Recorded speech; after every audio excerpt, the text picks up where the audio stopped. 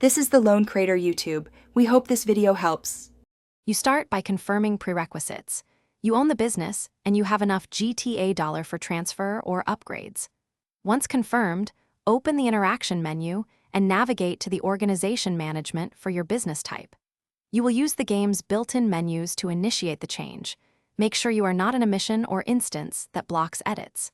Save any ongoing product runs or sales because changes can interrupt operations. And double-check that your CEO or MC permissions are active. Once you open the management panel, select the specific action, customize, relocate, or convert.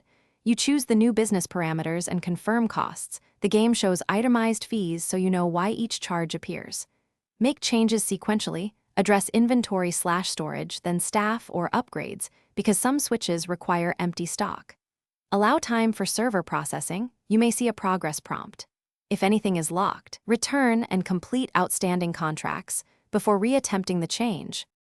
You finish by verifying every panel, inventory counts, staff assignments, and projected income figures to ensure the change applied correctly.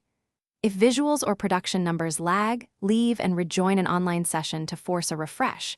This resolves most sync issues.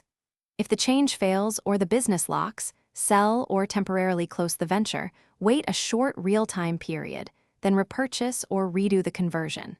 If problems persist, submit a Rockstar support ticket with timestamps and screenshots. Thanks for watching. Consider subscribing if we helped you.